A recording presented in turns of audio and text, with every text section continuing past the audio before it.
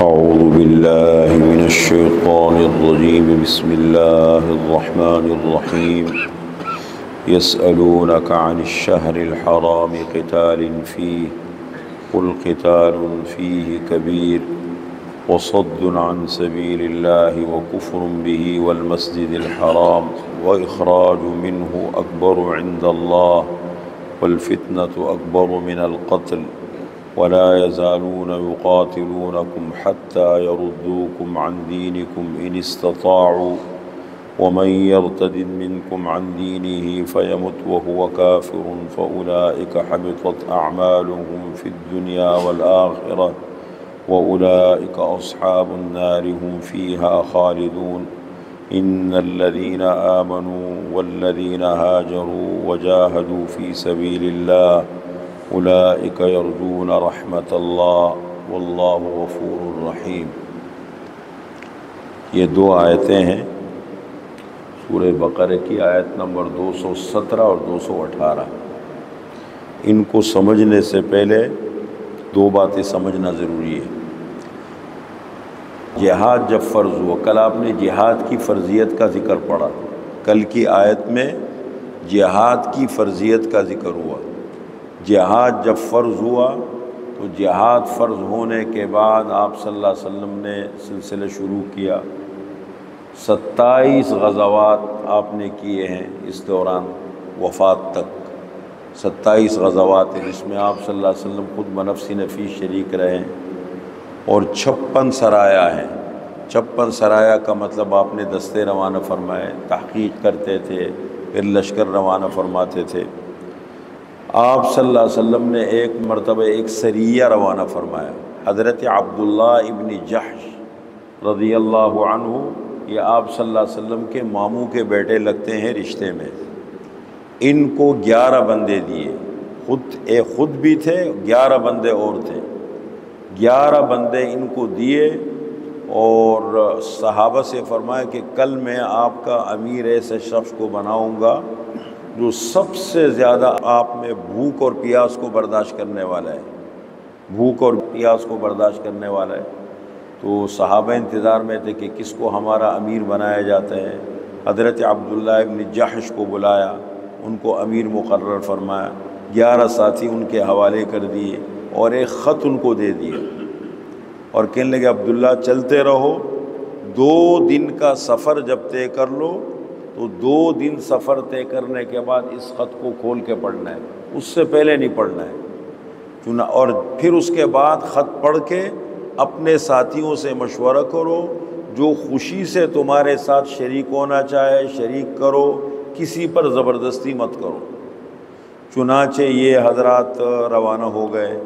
مقام نخلہ پہ پہنچ کر کے مکہ اور طائف کے درمیان ایک جگہ ہے، اس کو کہتے ہیں نخلہ۔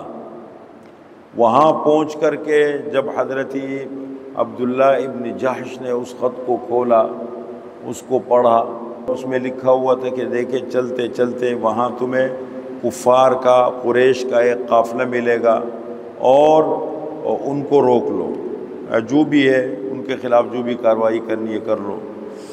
وہ بھی کافی سارے بندے تھے۔ اب ایسا کیا کہ انہوں نے وہاں جب خط کھولا، اس کو پڑھا، پڑھنے کے بعد ساتھیوں سے مشورہ کیا، دیکھو یہ آپ صلی اللہ علیہ وسلم کا خط ہے، اور آپ صلی اللہ علیہ وسلم نے مجھے یہ ہدایت کی تھی کہ جو بھی کارروائی کرو تمام ساتھیوں کو اعتماد میں لو، جو خوشی سے تمہارے ساتھ شریک ہونا چاہے ان کو شریک کر لو، جو شریک نہ ہونا چاہے ان پہ زبردستی مت کرو۔ اب تمہاری مرضی ہے بھائی، جو تم میں سے میرے ساتھ آنا چاہے آ جائیں، نہ آنا چاہے نہ آئے۔ سارے ساتھیوں نے کہا نہیں، ہم کیسے آپ کے ساتھ نہیں جائیں گے، جب آپ صلی اللہ علیہ وسلم نے بھیجا ہے، جو آپ صلی اللہ علیہ وسلم فرمائیں گے وہی کریں گے ہم۔ اور 2 بندے ایسے تھے جن کے اونٹ غائب ہو گئے تھے، اس کی تلاش میں نکلے تھے، حضرت سعد ابن ابی وقاص اور حضرت عتبہ ابن غزوان۔ یہ بعد کے بہت بڑے شخصیات بنے، یعنی ہر بڑے بڑے صوبوں کے یہ گورنر تھے، حضرت عتبہ ابن غزوان اور سعد ابن ابی وقاص۔ یہ دونوں وقت پہ موقع پہ موجود نہیں تھے، باقی ساتھی موجود تھے۔ یہ حضرات آگے گئے تو ایک قافلے سے واسطہ پڑا، انہوں نے ان پر حملہ کر دیا۔ حملہ کر دیا، ایک بندہ مارا گیا جو ان کا بڑا سرکردہ تھا علّہ ابن حضرمی، وہ مارا گیا اور 2 بندے جو ہے وہ گرفتار ہو گئے۔ اب اس کو سمجھنے کے لیے کچھ بھی جو سوال ہوا ہے اس کو سمجھنے کے لیے ضروری ہے، آپ صلی اللہ علیہ وسلم نے جب یہ لشکر روانہ فرمایا تھا، رجب کا مہینہ تھا اور آخری تاریخیں تھی، رجب کے مہینے میں آخری تاریخیں تھی، یہ لشکر روانہ فرمایا تھا۔ اور اصول یہ ہے کہ 4 مہینے حرمت والے ہیں، عزت والے ہیں۔ قرآن کریم میں بھی اللہ نے اس کا ذکر فرمایا ہے، ان عدت الشہور عند اللہ 12 شہرا فی کتاب اللہ یوم خلق السماوات والارض منها 4 حرم ذلك الدین القیم فلا تظلموا فیہن انفسکم وقاتلوا المشرکین کافۃ کما یقاتلونکم کافۃ واعلموا ان اللہ مع المتقین، کہ بے شک مہینوں کی گنتی اللہ کے ہاں 12 مہینے ہیں۔ جب سے اللہ نے آسمان اور زمین بنائے ہیں، رات دن کا نظام اور سسٹم رکھا ہے، 12 مہینے اللہ تعالیٰ نے رکھے ہیں، چاہے وہ انگریزی تاریخ ہو چاہے وہ اسلامی تاریخ ہو۔ اب ان 12 مہینوں میں اللہ تعالیٰ نے فرمایا منہا 4 حرم، 4 مہینوں کو اللہ نے حرمت والا بنایا ہے، عزت والا۔ ان میں لڑنا، ان میں لڑائی کرنا، قتل و قتال کرنا، یہ سب چیزیں منع ہیں۔ کون کون سے مہینے؟ سب سے پہلے نمبر پر محرم پہلا مہینہ، پھر رجب کا مہینہ ہے، پھر ذی قعدہ ہے، پھر ذی الحجہ ہے۔ یہ 4 مہینے، محرم، رجب، ذی قعدہ اور ذی الحجہ، یہ 4 مہینے۔ اب یہ جو لشکر آپ صلی اللہ علیہ وسلم نے روانہ فرمایا تھا یہ رجب کے مہینے میں گیا تھا اور رجب کی آخری تاریخ تھی۔ اچھا، انہوں نے جب حملہ کیے تو بالکل رجب کی آخری تاریخ تھی، اور یہ حضرات یہ سمجھے کہ شعبان کا مہینہ شروع ہو چکا ہے۔ ان کا ذہن یہ تھا کہ شعبان کا مہینہ شروع ہو چکا ہے، جبکہ رجب کی آخری تاریخ تھی اور اس لڑائی ہو گئی۔ اس پہ کفار نے بڑا شور مچا دیا کہ دیکھو حرمت والے مہینوں میں، حالانکہ پورا سسٹم خود بگاڑ دیا تھا انہوں نے، پورا سسٹم انہوں نے تبدیل کر دیا تھا۔ جب چاہتے تھے دشمن کے مقابلے میں حالات بہتر ہوتے تھے تو 1 مہینے کو ادھر لے جاتے تھے، اس میں لڑ لیتے تھے، اس کی جگہ پر کہنے لگے اس کو محرم بنا دیں گے، وہ دل چاہے کرتے تھے۔ اب صحابہ سے یہ غلطی ہو گئی، اس پہ بہت زیادہ شور مچا، اسی حوالے سے یہ سوال اٹھائے، اس کو ہم انشاءاللہ کل پڑھیں گے۔ یہ جب انہوں نے اس پہ بڑا شور مچایا کہ یہ حرمت والا مہینہ ہے، اور یہ ہوا، صحابہ کو نہیں پتہ تھا، بعد میں صحابہ کو پتہ لگا یہ کیا ہو گیا، یہ تو غلطی ہو گئی ہم سے، ہم نے تو رجب کی آخری تاریخ کو قتال کر دیا۔ بہرحال آپ صلی اللہ علیہ وسلم کی خدمت میں پہنچے، اور پہنچنے کے بعد آپ صلی اللہ علیہ وسلم کے سامنے ذکر کیا۔ اللہ نے قرآن کریم کی یہ آیتیں نازل فرمائی، فرمایا کہ دیکھیں ٹھیک ہے یہ غلطی ہو گئی، یہ گناہ ہے۔ یسألونک عن الشہر الحرام قتال فیہ، لوگ آپ سے حرمت والے مہینوں کے بارے میں پوچھتے ہیں کہ ان میں لڑنا کیسا ہے۔ قل قتال فیہ کبیر، کہہ دیجئے اس میں لڑنا بہت بڑا گناہ ہے، لیکن اس سے بڑھ کے دیکھو وصد عن سبیل اللہ، اللہ کے دین سے لوگوں کو روکنا۔ نمبر 2 وکفر بہ، اللہ کے ساتھ کفر کرنا۔ والمسجد الحرام، مسجد حرام سے لوگوں کو روکنا۔ وَإِخْرَاجُ أَهْلِهِ مِنْهُ أَكْبَرُ عِنْدَ اللَّهِ، وہاں کے رہنے والوں کو وہاں سے نکالنا، یہ تو اس سے بڑے جرائم ہیں۔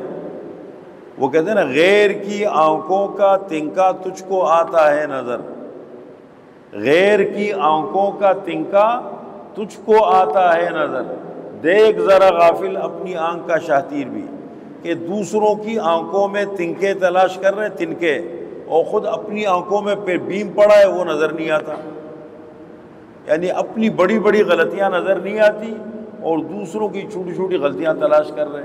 یہ جو جرائم ہے یہ تمہیں نظر نہیں آ رہے، تم اسلام میں رکاوٹ ہو، تم مسجد حرام سے لوگوں کو روکتے ہو اور تم وہاں کے لوگوں کو وہاں سے نکالتے ہو، یہ جرائم بھی تو دیکھو نا۔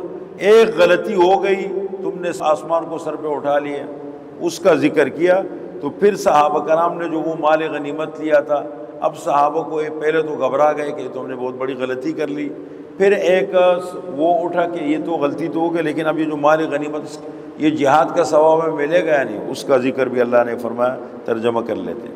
یسألونک عن الشہر الحرام قتال فی، لوگ پوچھتے ہیں آپ سے حرمت والے مہینوں کے بارے میں کہ اس میں لڑنا کیسا ہے۔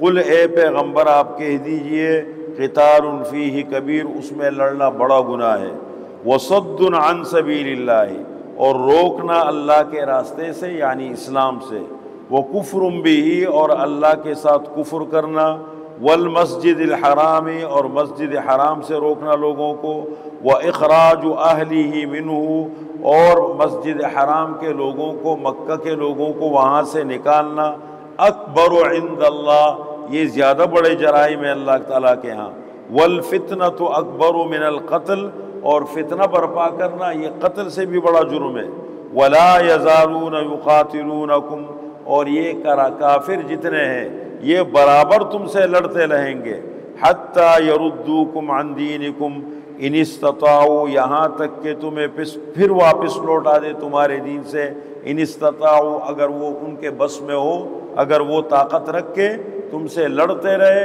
تمہیں اسلام سے واپس لوٹا دے، وَمَن يَرْتَدِدْ مِنْكُمْ عَنْ دِينِهِ، اور جو پھرا تم میں سے اپنے دین سے، فَيَمُتْ، اور پس وہ اسی حالت میں مر گیا، وَهُوَ كَافِرٌ، اس حال میں کہ وہ کافر ہو، فَأُولَئِكَ حَبِطَتْ أَعْمَالُهُمْ فِي الدُّنْيَا وَالْآخِرَةِ، پس وہ لوگ ہیں کہ ضائع ہو گئے ان کے اعمال دنیا میں بھی اور آخرت میں بھی، وَأُولَئِكَ أَصْحَابُ النَّارِ، اور وہ لوگ آگ والے، ہم فیہا خالدون، ہمیشہ ہمیشہ آگ میں رہیں گے۔ یہ تو مسئلہ حل ہو گیا کہ غلطی ہو گئی، اس سے بڑے بڑے جرائم ہیں ان کو بھی دیکھو۔ اب یہ امید کہ یہ جو ہم نے ایک کام پہ گئے تھے، اچھی نیت سے گئے ہیں، غلطی ہو گئی، اس پہ ہمیں ثواب ملے گا یا نہیں؟ اللہ نے فرمایا ان الذین آمنوا، بے شک وہ لوگ جو ایمان لائے، والذین ہاجروا، اور وہ لوگ جنہوں نے ہجرت کی اللہ کی راہ میں، وجاہدوا فی سبیل اللہ، اور پھر اللہ کے راستے میں جہاد کیا، اولئک یرجون رحمت اللہ، یہ لوگ ہیں اللہ کی رحمت کی امید رکھتے ہیں۔ فرمایا واللہ غفور الرحیم، اور اللہ تعالی گناہ بخشنے والا مہربان ہے۔